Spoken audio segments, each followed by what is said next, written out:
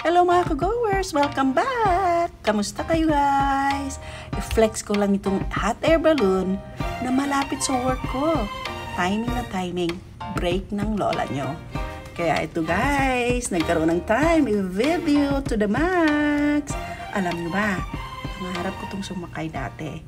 Pero dahil sa sobrang mahal, matras na tayo sa pangarap natin guys. Pero di ba sabi nila, huwag mawala ng pag-asa.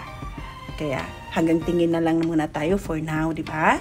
So alam niyo pa guys, yung hot air balloons, tinatawag namin yan dito yung sunrise or ano ba yung tawag niyan? Yung isang company na nag-aano dito sa Grand Prairie. So Sundance yata. Yan yung company na tinatawag nila. Pero per head po, alam niyo kung magkano? $325. Yes, hindi kayo nagkakamali. $325. So, pag i-convert natin yan sa peso, nako, magkano na yan? Mga 12,000 or 13,000 per person.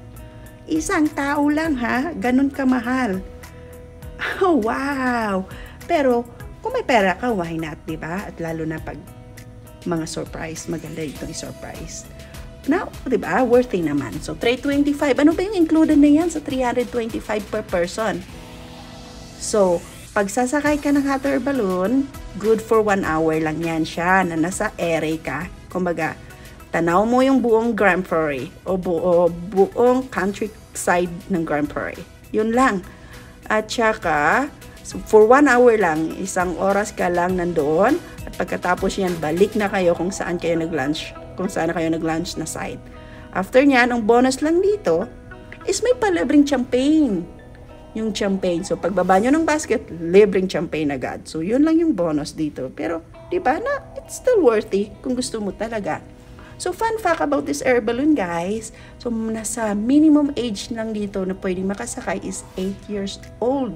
Pero, kailangan pa ng company ng adult o ng parents ninyo. At saka, ang makapasok, ang kaya lang yata ng isang basket is hanggang 8 to 12 passengers ang pwede makasakay sa malaking basket na yan. Diba? Maganda rin. Not bad. It's good for a group booking, kumbaga, lalo na magkaibigan. At saka, make sure na bago kayo sasakay dito, mapipirma po muna kayo ng waiver. Yung waiver na yan is yung liability waiver. Just to make sure kung anong mangyari, hindi natin alam. At saka, make sure din, alamin natin yung piloto, alamin niya yung weather condition. Kung mahangin ba o hindi. Diba? At the same time, make sure din na prior to riding this air balloon, hindi po kayo nagkaroon ng recently na surgery lang. Any kind of surgery o kahit injury man lang. Kasi bawal. So anything that is concerning about your health condition, bawal po guys. So hindi nila kayo papasakayin dito sa air balloon na yan. Yeah. Okay? Which is not bad guys, diba? Why not? Maybe one time?